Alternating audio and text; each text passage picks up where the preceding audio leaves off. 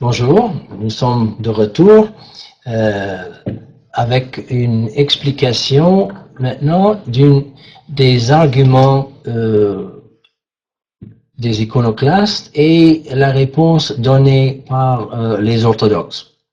Alors, quand je dis les orthodoxes, il faut comprendre qu'à l'époque de l'iconoclasme, le mot orthodoxe ne voulait pas dire seulement des orientaux comme aujourd'hui, très souvent, de rite byzantin, mais c'était le mot utilisé par tous les chrétiens qui professaient la foi droite et qui se voyaient comme fidèles à la prédication des apôtres et à l'évangile. Et ça inclut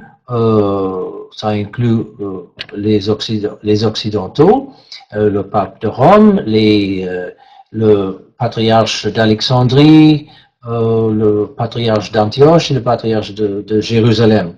Alors tout ce mot-là, il faut comprendre ce mot-là dans un sens théologique, pas tout simplement pour désigner un groupe de chrétiens avec un certain rite, mais que c'était un mot qui désignait la foi droite, la foi correcte, la foi conforme et fidèle aux Écritures et aussi de la prédication apostolique. La doctrine véhiculée par la sainte tradition et guidée donc nécessairement par le Saint-Esprit. Les iconoclastes, comme nous avons déjà vu, c'est les empereurs et ces fidèles, disons, qui voulaient détruire les icônes et les éliminer de l'Église, des églises.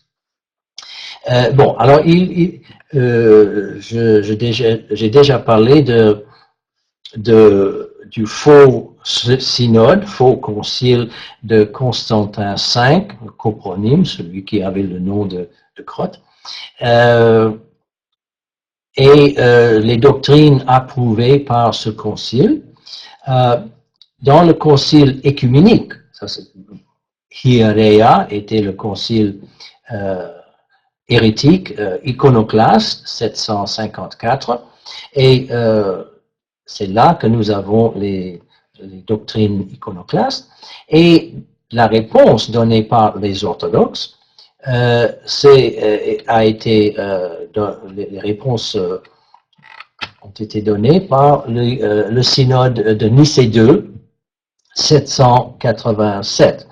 Et ce qui est intéressant, c'est que nous, dans les documents de Nicée 2, 787, pour répondre aux critiques, aux attaques des iconoclastes, les pères de ce concile ont cité les documents du concile iconoclaste de Hieréa, et ensuite ils ont donné une réponse. Donc nous avons préservé dans les textes, dans les actes de ce concile, les paroles, les arguments des iconoclastes et la réponse donnée par l'Église entière.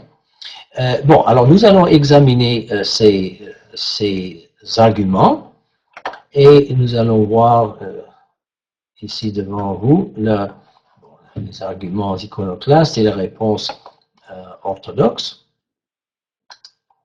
Bon, le premier argument que les iconoclastes, la première attaque, disons, de Léon III contre les images, il a dit que le deuxième commandement interdit toute image de Dieu, le Christ, et voilà son argumentation. Le Christ est Dieu et homme, donc l'image du Christ est une idole, est interdite par le deuxième commandement, et une image de Dieu est une idole. Bon, alors, c'est tout à fait vrai que le deuxième commandement interdit toute image de Dieu.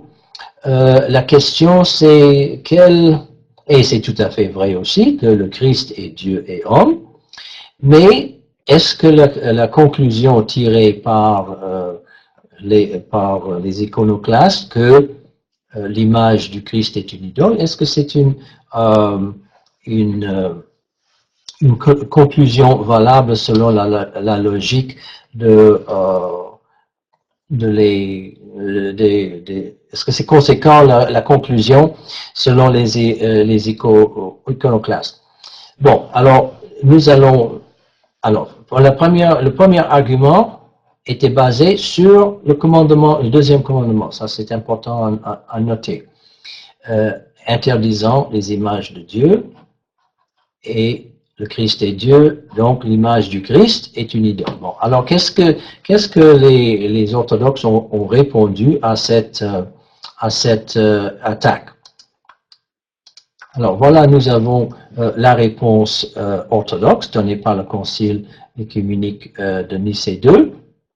Et voilà, c'est tout à fait vrai que le deuxième commandement interdit toute image de Dieu lui-même ou le Dieu d'Israël ou d'un autre un autre faux Dieu, un faux Dieu qui rivalise avec le Dieu d'Israël. C'est tout à fait vrai que Dieu est invisible, essentiellement invisible lui-même, que donc il n'y a rien, absolument rien dans le monde créé qui peut être son image, et donc aucune image de lui. Bon, la réponse, alors nous sommes tout à fait d'accord, je dis nous sommes les héritiers de ce concile, donc ce concile parle pour nous, sur catholiques et orthodoxes, même protestants, je suppose. Ce concile parle pour nous, alors je dis nous. Le deuxième commandement a été modifié par Dieu lui-même. Alors comment est-ce que où est-ce que c'est dit dans les Écritures que le deuxième commandement a été modifié par Dieu lui-même? Bon, alors voilà l'argumentation orthodoxe. Quand le Fils de quand le Fils de Dieu a assumé la nature humaine, qui est visible, évidemment, est-ce que vous avez jamais vu un être humain invisible, malgré les films, et peut-être les désirs de certains? Par nature, un homme, un être humain, une femme, homme, est visible. Et on ne peut pas vraiment dire que telle ou telle créature est un être humain et être invisible. Donc, aucun homme n'est invisible. Puisque le Christ est visible en tant qu'homme, il est représentable en image. Si les artistes ne pouvaient pas peindre le Christ en image, son humanité serait défective. Et les chrétiens donc ne sont pas des idolâtres parce que Dieu lui-même a franchi le gouffre de l'invisibilité, le seuil de l'invisibilité, pour devenir visible lui-même. Alors, c'est vrai que ce n'est pas écrit quelque part dans les Écritures que Dieu a modifié, il n'a pas aboli, mais il a modifié le deuxième commandement. C'est vrai, c'est une conclusion, une conclusion théologique de l'incarnation elle-même. C'est certain que, par exemple, le Christ avait l'air d'un homme ordinaire, et on peut même se poser la question, quand il marchait sur le sable près du lac du mer de Tibériade, est-ce qu'il a laissé des empreintes dans le sable? Alors, mais ce n'est pas écrit dans les Écritures, mais quelle sorte d'homme, être humain, qui marche sur le sable d'une plage, ne laisse pas des empreintes? S'il y a un tel être humain. Bon, c'est un fantôme peut-être, ou il y a quelque chose, il y a un problème avec son humanité. C'était une sorte semblant d'humanité, mais tous les êtres humains que je connais, que vous connaissez sans doute, ont laissé des empreintes sur le sable. Donc le Christ, en proclamant le Christ, l'incarnation du Verbe de Dieu, en tant qu'homme véritable, réel, sans illusion, sans apparence d'être un homme, il était visible, et puisqu'il était visible, les artistes pouvaient peindre ces aspects visibles de son humanité. Donc la conclusion ou l'affirmation que le deuxième commandement a été modifié par Dieu lui-même, en s'incarnant dans le Christ, c'est une conclusion d'une théologie, réflexion théologique sur la réalité de l'humanité du Christ. Donc, j'ai dit que le deuxième commandement a été modifié et pas aboli, parce que nous, en tant que chrétiens, nous croyons à la Trinité. Donc, la deuxième personne de la Sainte Trinité est devenue visible, mais le Saint-Esprit et le Père ne sont pas devenus visibles, ne sont pas incarnés. On ne peut pas dire que le Saint-Esprit réellement est devenu une colombe au baptême du Christ. C'était un symbole qui symbolisait la présence de l'Esprit Saint, qui essentiellement est invisible, et aussi le Père qui est invisible, malgré les images de Dieu le Père dans certaines images occidentales et aussi orientales. Nous allons parler de cette question un peu plus tard.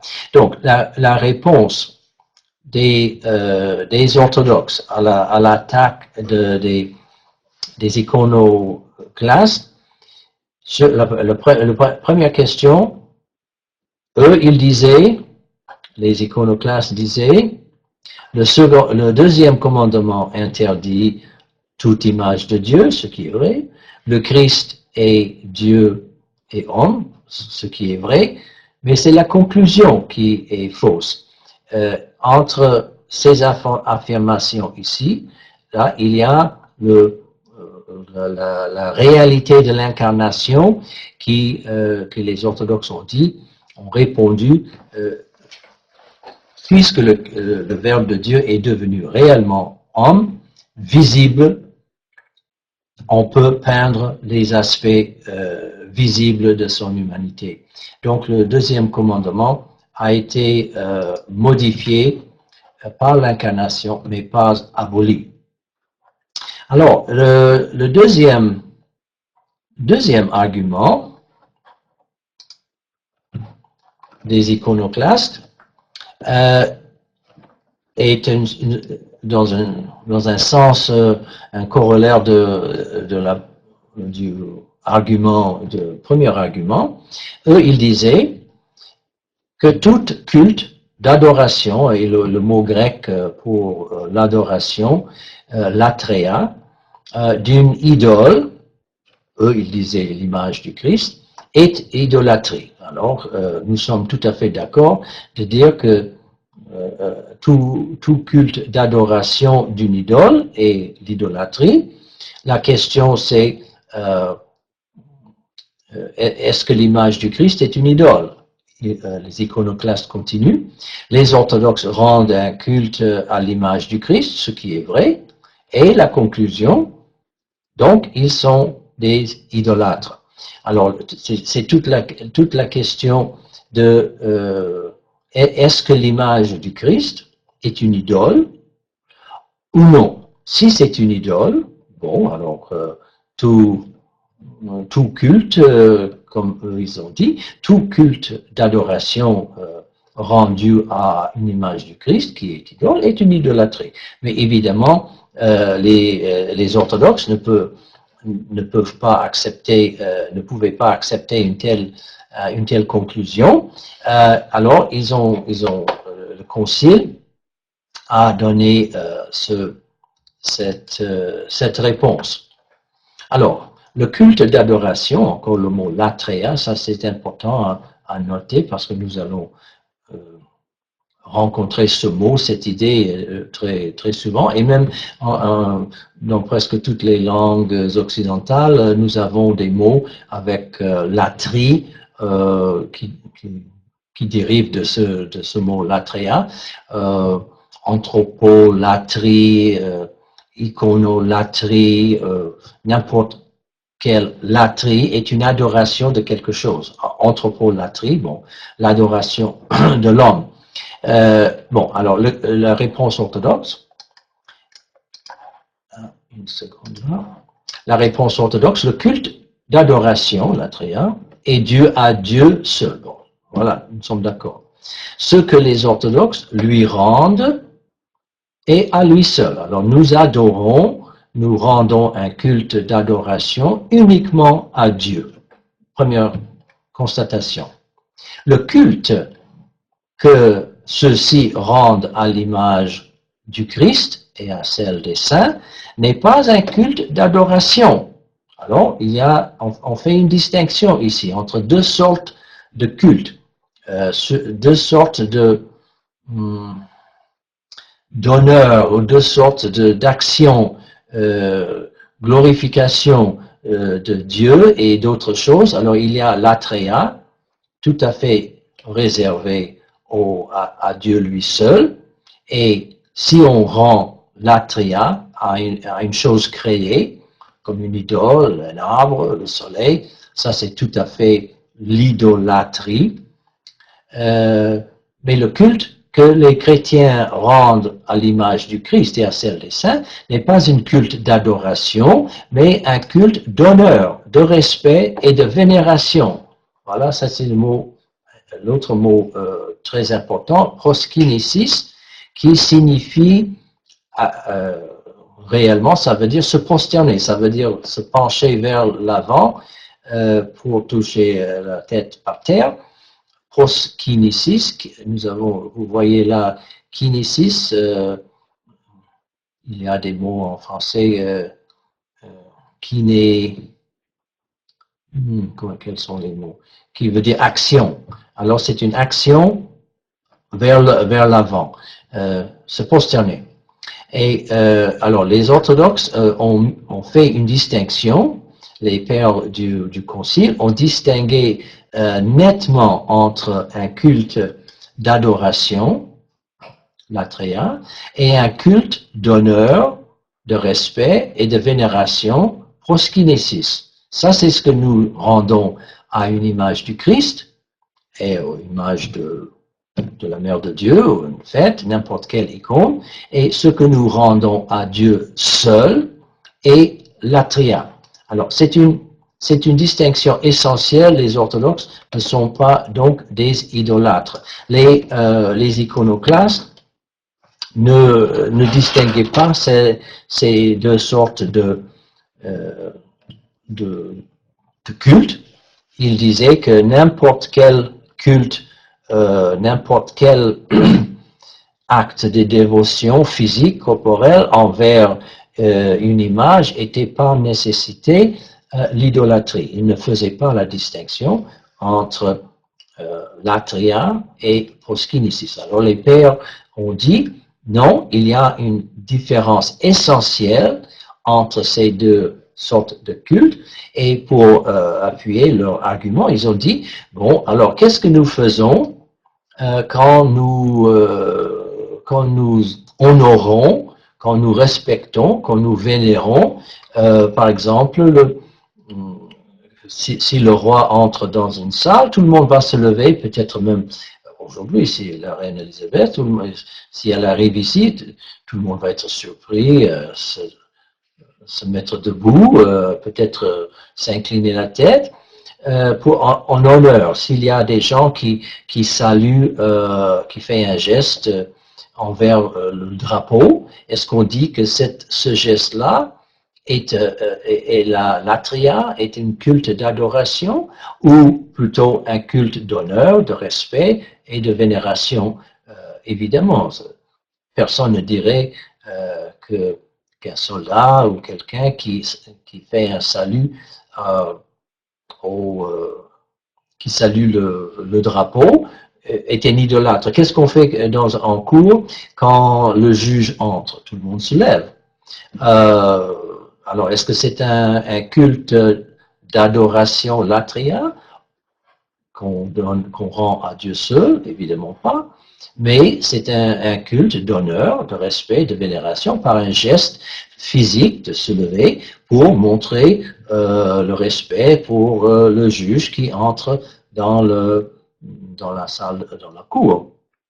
On pourrait, il y a beaucoup d'autres choses et des personnes que nous honorons, que nous respectons, que nous vénérons par des gestes physiques, corporels, et personne ne dirait que ces gestes sont une idolâtrie envers telle ou telle chose. Si vous avez une photo, disons, de votre grand-mère bien-aimée, elle est morte maintenant, et elle était une personne très chère pour vous, est-ce que c'est une idolâtrie d'embrasser la photo?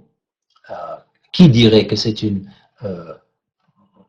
idolâtrie, un culte d'adoration, latria? Mais non, c'est un culte d'honneur, de respect, de vénération de cette personne. Et cette vénération peut prendre plusieurs formes physiques, corporelles, sans être taxé d'être un culte d'adoration. Plutôt, c'est un culte d'honneur, proskinésis.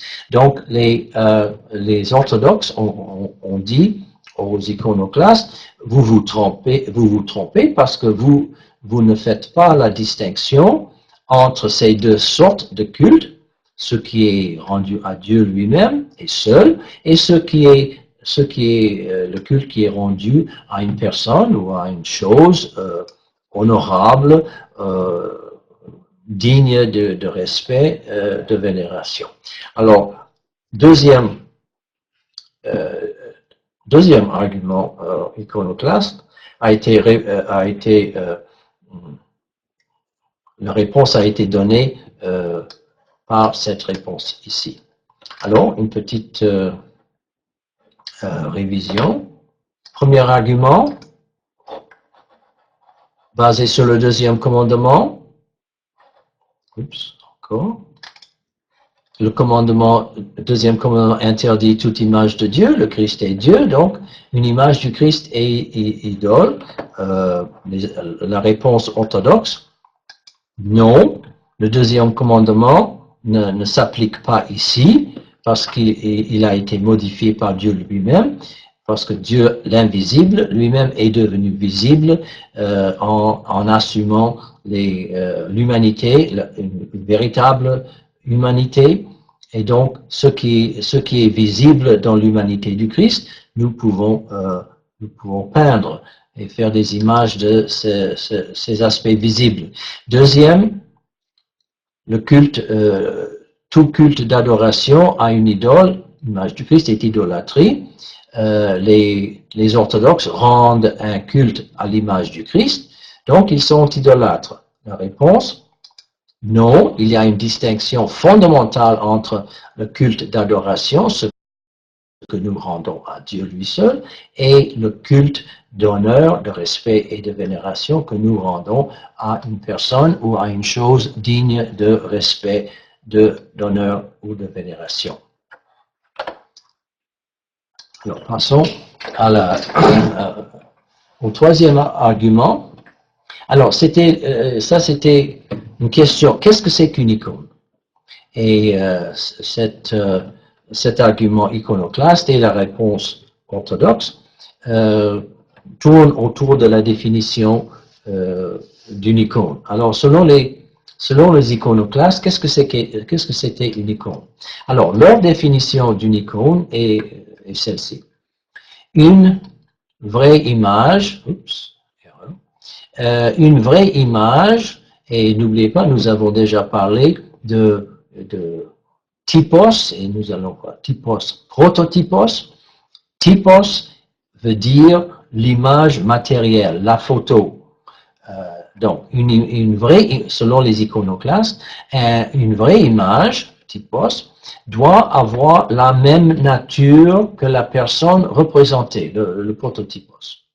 Alors, la relation, c'était la relation entre le typos et le prototypos, l'objet, l'image peinte, mosaïque, photo, et la vraie personne, la relation selon les iconoclastes était que les deux, la relation était une relation d'identité, de la même substance, de la même nature. Alors, aucune différence entre le typos, l'image, et la personne représentée.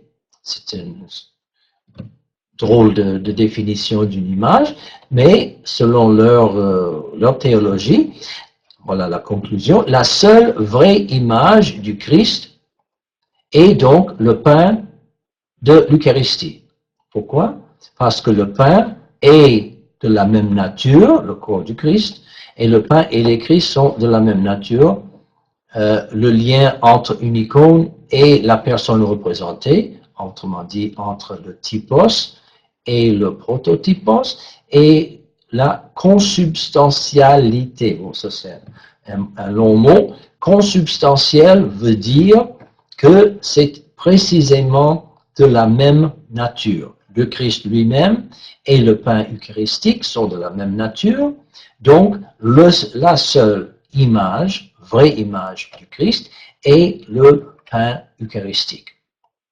Alors, ça c'était comme les orthodoxes dans leur réponse. C'est une assez drôle de définition d'une icône. Il y a finalement, quel autre, si on prend cette définition d'une icône, que le typos et le prototypos sont de la même nature, consubstantielle, le mot technique,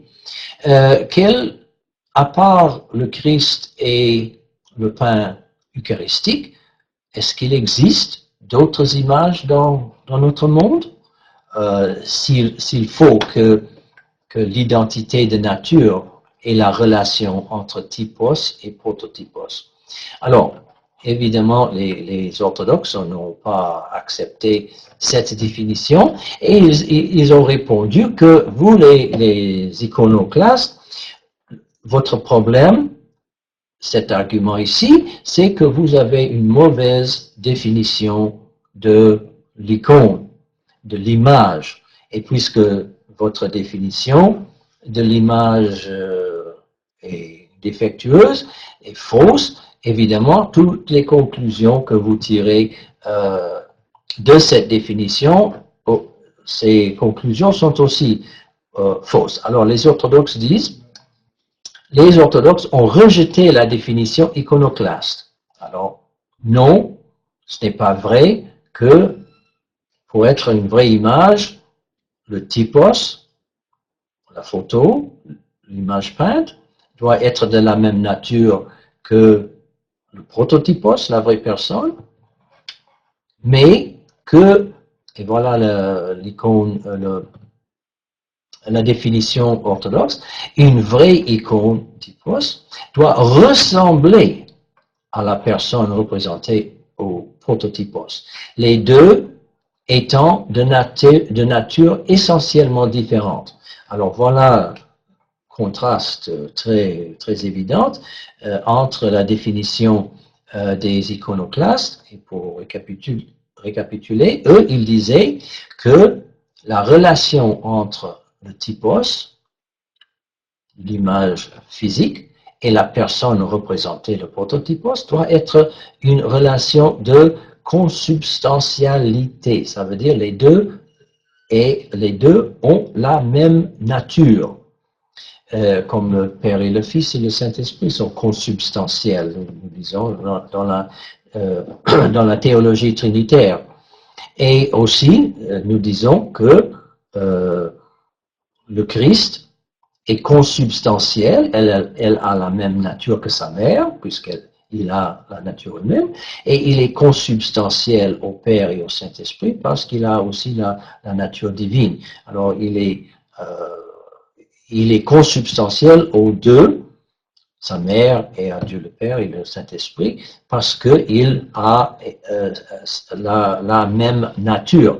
Alors, les orthodoxes ont dit, non, non, non, vous les iconoclastes, vous vous trompez dans votre définition d'une image, et que la vraie relation entre le typos et le prototypos n'est pas consubstantialité, mais ressemblance. Alors voilà, doit ressembler. Alors ressemblance, et voilà, au lieu de consubstantialité, ici, les iconoclastes disaient consubstantialité entre typos et prototypos. Les orthodoxes ont répondu, non, c'est pas vrai. La relation est une relation de ressemblance entre deux choses qui sont essentiellement différentes par nature. Autrement, une photo de votre grand-mère est produit du bois traité avec des chimies, des couleurs et tout ça. Et votre grand-mère, évidemment, est un être humain, une femme. Donc, il y a une différence de nature entre le typos, la photo, et le prototypos grand-maman.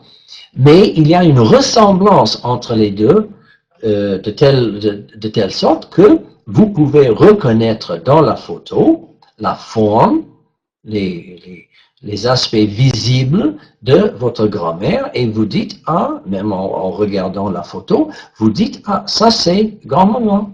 Mais en réalité, ce n'est pas du tout grand-maman. C'est du papier et des chimies, des couleurs, mais à cause de la ressemblance entre la photo et grand-maman, vous pouvez regarder grand-maman et la photo et dire, ah, je peux reconnaître l'une dans l'autre. Alors, ça c'était la définition donnée par les orthodoxes, la définition du mot icône ou image, et que donc l'attaque des iconoclastes, on revoit encore, la définition d'une image, leur définition a été rejetée et la vraie relation entre les deux a été proclamée par les orthodoxes. C'est-à-dire les deux personnes, l'image et la personne, partagent certains aspects, mais étant de deux natures différentes. Alors, nous voyons n'importe quelle statue ou photo ou image, dessin transpose sur une matière certains aspects du prototypos et bon, nous avons une image. Donc, la relation entre le Christ, le prototypos, et son image, le typos, n'est pas consubstantialité, et dans ce cas-là, les iconoclastes avaient raison, mais la relation était une de ressemblance et nous pouvons reconnaître les aspects visibles du Christ dans son image. Bon, alors, on continue. Quatrième, il y en a 6 en total. Quatrième argument des iconoclastes, ils ont dit, c'est une insulte à la haute dignité du Christ et de la Mère de Dieu et les autres saints, de les représenter dans la matière, et voilà leur mot, morte, grossière et vaine. Alors, je ne sais pas si vous pouvez vous-même tout de suite imaginer que appeler la matière, ce que Dieu a créé au début, notre monde créé est à la base matérielle.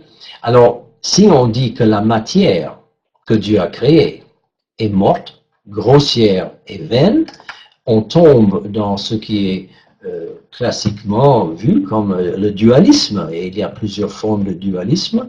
Les gnostiques au début du christianisme étaient dualistes, les cathares, les bogomiles, les cathares en France, dans le sud de la France, ils étaient aussi dualistes, ça veut dire qu'ils distinguaient entre ce qui était matériel, ça c'est mauvais, et ce qui est spirituel, immatériel, ça c'est bon. Et certains, selon la théologie de certains dualistes, il y avait même un Dieu qui a créé la matière, et lui il est le mauvais Dieu, et le bon Dieu, c'est le Père de Jésus, et celui qui est spirituel, et que le salut est vu comme rejeter complètement tout ce qui est matière pour aller vers ce qui est spirituel. Nous, parfois, on entend même parmi les chrétiens cette notion de ce qui est matériel n'est pas bon, mais que c'est le spirituel, le corps, il y a une dénigration du corps et ce qui est matériel. Alors, les iconoclastes étaient tout à fait dans cette pensée, et que je pense que il n'est pas difficile d'imaginer la réponse donnée par les orthodoxes, tous les chrétiens. Alors, voilà. Et la réponse, bon, la matière n'est pas morte, grossière et vaine, mais honorable et potentiellement théophore. Voilà un autre mot peut-être qui est nouveau pour beaucoup. Théophore, théos, grec pour Dieu, et phore veut dire porter. Alors comme sémaphore, comme quel autre, il y a beaucoup d'autres mots avec fort qui veut dire porter. Alors la matière, selon la doctrine chrétienne patristique traditionnelle, la matière est potentiellement peut porter Dieu. La matière peut porter la divinité, c'est-à-dire capable de porter Dieu, puisque le Fils de Dieu a lui-même assumé la matière en devenant homme. Je pense que j'ai déjà parlé une fois au début du christianisme, ceux qui n'aimaient pas, on les appelait les docètes, ceux qui disaient, oui, évidemment, le Verbe de Dieu, le Fils de Dieu est devenu homme, mais seulement en apparence, pas vraiment quand il marchait sur le sable, il ne laissait pas d'empreinte. Mais non, les chrétiens orthodoxes, ça veut dire ceux qui sont fidèles à l'évangile, à la prédication apostolique et à la tradition sainte, ça veut dire dans ce cas-ci, les catholiques, catholiques et orthodoxes, et pour la plupart des protestants aussi, non, le Fils de Dieu, en s'incarnant, est devenu vraiment, il a assumé la matière, et avec tout ce que ça signifie. Donc, la matière n'est pas, comme disaient les iconoclastes, morte, grossière et vaine, mais honorable et capable de porter Dieu.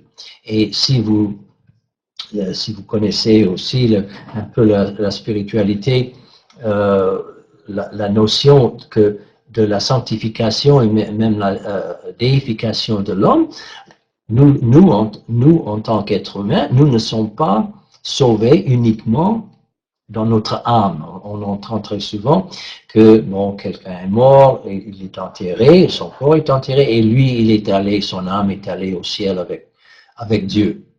Alors cette notion, même quand on l'entend de la part des chrétiens, finalement, ça, ce n'est pas du tout chrétien. Ça, c'est une théologie, une vision païenne.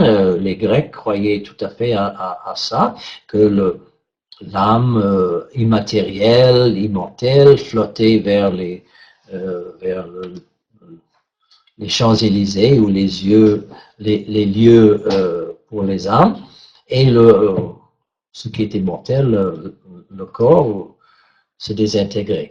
Bon, alors ça, ce n'est pas du tout le point de vue chrétien. Nous croyons à la réincarnation.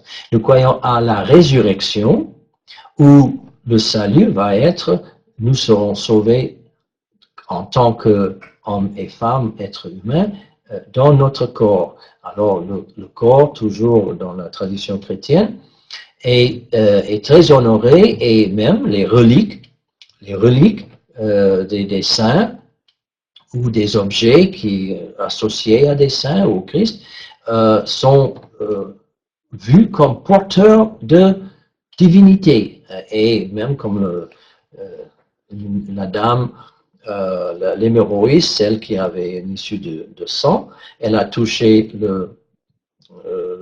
la frange du vêtement du Christ, et elle a été guérie. La même chose pour Saint Pierre et Saint Paul. Nous, la matière peut porter, la sainteté peut porter Dieu lui-même, et donc la matière est loin d'être morte, grossière et vaine, mais hautement privilégiée, et peut tout à fait porter la plénitude de la divinité. L'incarnation prouve précisément ça. Les orthodoxes ont continué, c'est une insulte à Dieu, à sa création et à l'incarnation de parler de la matière de cette manière, dire qu'elle est morte, grossière et vaine. Donc, la quatrième argument des iconoclastes est très facile à comprendre. Ils étaient dans la tradition philosophique, théologique, où on voyait la matière comme mauvaise, et l'immatériel, le spirituel, ça c'était bon. Alors on essayait de se dissocier de la matière et suivre seulement ce qui est spirituel. Ça, ce n'est pas du tout chrétien. Donc la matière n'est pas morte, grossière et vaine, mais honorable et potentiellement théophore. Donc, on passe maintenant à un autre argument. Cinquième argument. Il n'y a il n'y a pas de commandement dans le Nouveau Testament qui exige la création et la vénération des images. Donc, c'est une corruption de l'Évangile. Où est-ce que nous avons déjà entendu ce point de vue? J'espère que vous pensez à la théorie de l'hostilité des paléochrétiens envers les images, les juifs et aussi les premiers chrétiens. Alors, les iconoclastes ont correctement vu, comme tout le monde, il n'y a pas de commandement dans le Nouveau Testament qui exige la création et la vénération des images. Bon, alors, il n'y a rien dans le Nouveau Testament non plus qui commande la construction des églises.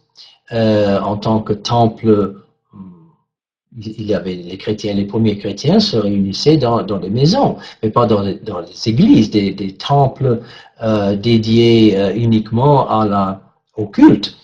Bon, est-ce que ça veut dire que, donc, on ne peut pas avoir des églises? Il y a beaucoup d'autres choses aussi, la célébration des fêtes, les grandes fêtes. Il y a beaucoup de choses que nous faisons dans l'église qui n'ont pas leur fondement dans un ordre, commandement ou même une pratique du Nouveau Testament. Les iconoclastes disent, bon, puisque il y a un silence total, tout à fait, ils ont raison, sur les images et la vénération des images, donc, et voilà leur conclusion, donc c'est une corruption de l'Évangile. Ah, évidemment, les orthodoxes ne peuvent pas accepter une telle conclusion. Je pense aussi, on peut entendre un tout petit peu un principe protestant ici, derrière cet argument à la réforme protestante du XVIe siècle. Bon, surtout Luther d'abord et les autres ensuite. On dit la doctrine de sola scriptura, tout ce qui devrait guider un chrétien en pratique, en doctrine et dans les Écritures, et ce qui n'est pas dans les Écritures n'a pas de place dans l'Église. Bon, alors les iconoclastes presque 1000 ans avant la réforme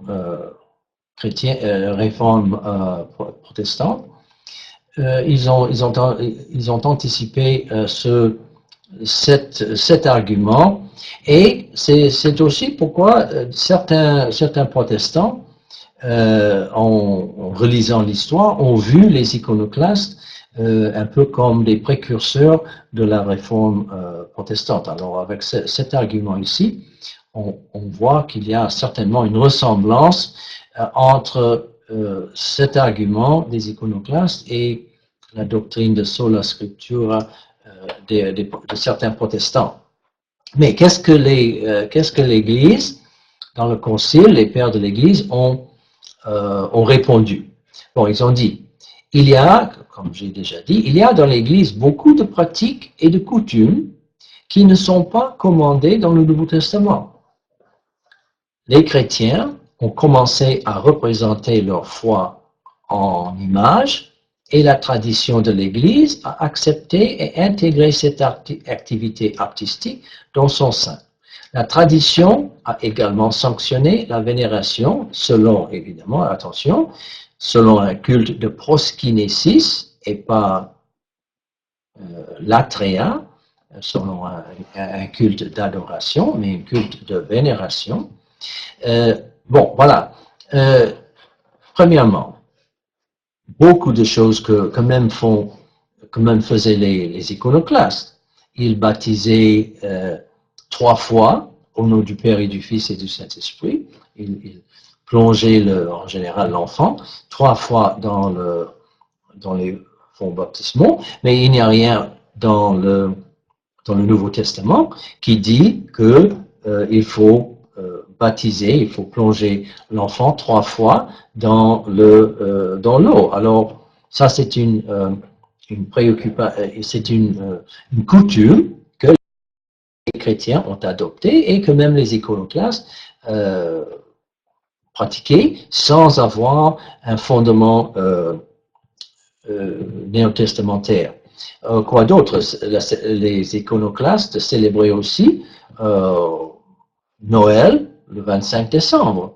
Alors, il n'y a rien dans le Nouveau Testament qui exige ça. Nous ne savons pas du tout vraiment la date de la naissance du Christ, mais c'était la tradition de l'Église qui a évolué et dans certaines circonstances a accepté, rejeté certaines choses.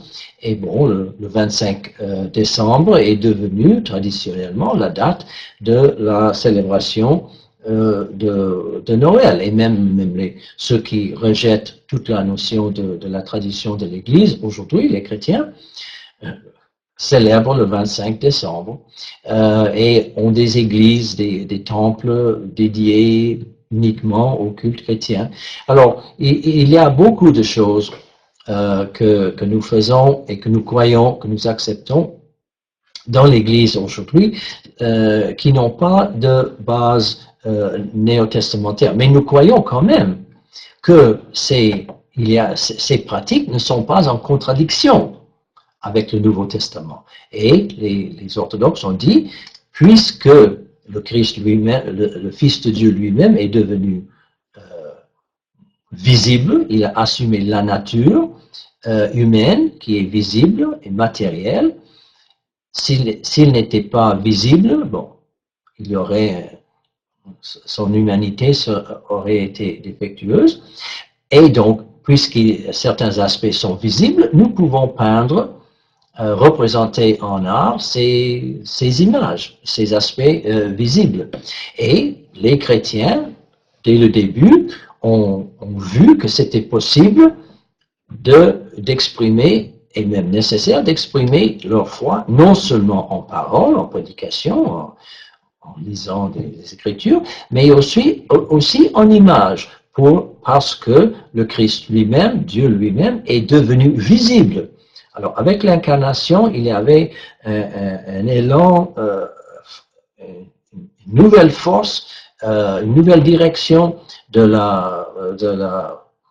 l'interprétation de Dieu, et ce qui était invisible avant est devenu visible, et donc toute la tradition artistique a été acceptée par l'Église et intégrée. Donc nous avons, on peut dire aussi nos deux mots, adopter et ensuite adapter dans son sein. Et la tradition, l'ultime justification pour la tradition artistique et les images, pour l'activité, je dis l'activité artistique vient pas de la Bible, mais vient de la tradition de l'Église, guidée encore guidée par l'Esprit, et aussi testée dans le feu de l'iconoclasme, où vraiment la question brûlante était comment et jusqu'à quel point est-ce que nous pouvons représenter en image les personnes du Nouveau Testament, le Christ lui-même, les saints, les faits. Est-ce que c'est contre le deuxième commandement ou non? Et bon, alors, c'est la réponse, la pensée de l'Église concernant l'art et la représentation des icônes a été débattue longuement dans le sang avec les trois grands docteurs. Nous avons vu dans le diaporama précédent, Saint Jean de Damas, Saint Nicéphore de Constantinople et Saint Théodore Studite, avec beaucoup de martyrs et beaucoup d'autres personnes qui ont témoigné de la justesse, de la présence des images dans l'Église et leur vénération selon le culte de proskinésis, de vénération, de respect et d'honneur. Et ça, c'est l'ultime justification de l'activité artistique. Par contre, on peut tout à fait dire que le fondement théologique des images, ça, on trouve ça tout à fait dans le Nouveau Testament, dans la nouvelle vie donnée à ce qui est visible. Beaucoup, les apôtres ont dit, dans le Nouveau Testament, plusieurs ont dit, ce que les prophètes de l'Ancien Testament voulaient voir, mais ne l'ont pas vu, accent sur voir, visibilité, nous l'avons vu et nous l'avons proclamé. Donc, nous avons déjà là la réalité de l'incarnation, de l'Évangile, vue comme visible en image et aussi selon la parole. Donc, les deux manières de prêcher l'Évangile selon l'image et selon la parole trouvent leur fondement théologique même dans le Nouveau Testament. Alors, voilà le cinquième argument des iconoclastes. Maintenant, sixième, les conciles écuméniques, les iconoclastes ont dit, les conciles écuméniques n'ont rien dit concernant la création et la vénération des icônes. Et elles sont donc à proscrire. Alors, bon, les conciles écuméniques, les 7, n'ont rien dit. Bon, ça, on va voir que ce n'est pas tout à fait vrai que nous allons étudier le concile Kiné-Sixte qui a en 692, c'est seulement 30 ans avant le début de l'iconoclasme. Ce concile qui se voyait et qui est accepté comme une extension du 5e et 6e concile, c'est pour ça qu'on dit quini sexte, ont émis plus d'une centaine de canons, et parmi ces centaines de canons, il y en avait 3 qui touchent les images. Alors nous allons étudier ça un peu plus loin, mais les iconoclastes n'ont rien dit de ces trois canons. C'est un peu bizarre. Tout le monde savait que les canons étaient là, mais quand même les iconoclastes ont dit les conciles écuméniques n'ont rien dit concernant la création et la vénération des images. Et la conclusion, évidemment, elles sont donc à proscrire. C'est une sorte de doctrine sola scriptura appliquée au concile, ce qui n'était pas approuvé par les conciles écuméniques, est à proscrire. Encore, la réponse pourrait être donnée. Il y a plusieurs choses que nous faisons et nous croyons qui n'ont pas été débattues et sanctionnées par les conciles écuméniques. Donc, encore, la tradition est le fondement de la pratique artistique de l'Église. Et quelle était la réponse? On dit, un concile, je parle de ce concile quini sexte, un concile a approuvé les images en émettant des canons à ce sujet. Alors nous allons étudier ça. Et ils ont continué, les pères. Si les pères des autres conciles, jusqu'au 6e concile écuménique, avaient pensé que les images étaient une forme d'idolâtrie, c'est déjà une accusation très forte quand on dit à quelqu'un qu'il est idolâtre. Un chrétien, quel péché est-ce qu'un chrétien peut commettre plus grave que l'idolâtrie? D'adorer, de rendre un culte d'adoration à un arbre, ou au soleil, ou à une autre personne, un leader politique. Alors, accuser quelqu'un d'être idolâtre, et alors accuser les pères, les chrétiens qui ont précédé les iconoclastes d'être idolâtres parce qu'ils ont adopté les images et on les a vénérées. Ça, c'est de dire que les pères de l'Église réunis en concile écuménique, ils n'ont rien dit de cette accusation très dure que l'idolâtrie est entrée dans l'Église. La vraie idolâtrie, comme dans l'Ancien Testament, le veau d'or que les Israélites ont adoré après être sortis de l'Égypte. Alors, les pères de ces conciles, ils n'étaient pas conscients parce qu'ils n'ont rien dit. Et on ne peut pas imaginer que si eux, ils pensaient vraiment qu'il y avait de l'idolâtrie dans l'Église à cause des images, ils auraient certainement dit quelque chose, mais non, ils n'ont rien dit. Alors, pendant 500 ans, nous avons le silence du point de vue venant des conciles écuméniques. Donc, les pères des conciles ne voyaient pas les images comme des idoles. Alors, voilà, nous avons les 6 arguments iconoclastes et la réponse donnée par par les orthodoxes, et tout à fait aujourd'hui, on peut dire, il y a un article dans un de ces livres que vous allez pouvoir obtenir. Est-ce que est-ce que l'icône aujourd'hui est une source d'unité ou de désunité parmi les chrétiens divisés en schismes les uns des autres?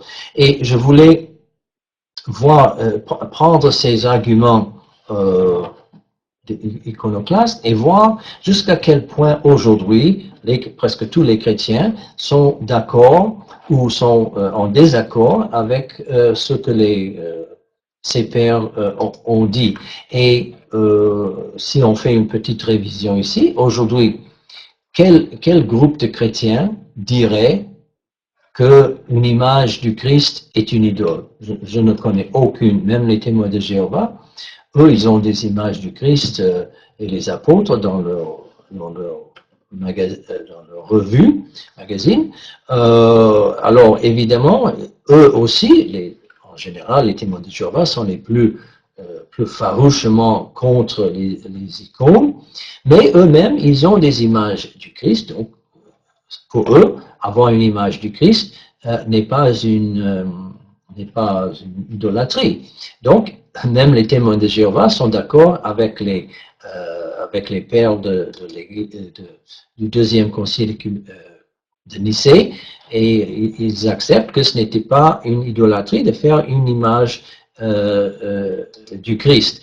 L'adoration est une idolâtrie, et ils n'ont pas fait la distinction, mais quel chrétien aujourd'hui, quel groupe, quelle personne aujourd'hui même ne ferait pas cette distinction entre un culte d'adoration donné à Dieu seul et honorer, même les athées, même les communistes, honorer avec des gestes, les gestes corporels, les personnes ou les choses, selon eux, dignes de respect, d'honneur et de vénération. Alors, les témoins de Jéhovah aussi, s'ils ont une photo de grand-maman et ils l'embrassent, ils ne voient pas ça comme une idolâtrie. Alors, il y a très peu de chrétiens aujourd'hui qui n'accepteraient pas cette distinction entre culte d'adoration et culte de vénération. Bon, pour le troisième argument, qu'est-ce que c'est qu'une vraie image? Alors encore, quel chrétien aujourd'hui dirait qu'une vraie image doit être de la même nature que la personne représentée? Personne. C'est complètement fou, ça. Tout le monde reconnaît qu'une image, une photo, il y a une différence entre la personne représentée et le prototypos et la photo, le typos. Alors, tout le monde, presque tous les chrétiens, et même partout ailleurs, seraient d'accord pour accepter la réponse des pères du 7e Concile œcuménique. L'argument ici, probablement, c'est une insulte au Christ et à la Mère de Dieu, dans la matière morte, grossière et vaine. Il y a très peu de gens qui diraient ça aujourd'hui, surtout dans notre monde très matérialiste. Alors, probablement, peut-être que les non-chrétiens ne seraient pas d'accord que la matière peut être théophore, mais presque tous les chrétiens diraient certainement la création matérielle est une chose bonne. Dieu a vu que toute sa création était bonne. Donc, presque tout le monde accepterait aussi la réponse du concile. Peut-être ici, tout le monde serait d'accord qu'il n'y a rien dans le Nouveau Testament qui exige la création et la vénération des images, mais quel groupe chrétien n'a pas d'image chrétienne, n'a pas d'image du Christ? Donc, si on voulait dire aux témoins de Jéhovah, par exemple, bon, pourquoi est-ce que vous avez une image du Christ dans votre revue? Ce n'était pas commandé dans le Nouveau Testament, probablement. Il répondrait avec l'argumentation du concile de Nicée. Sixième argument, les conciles œcuméniques.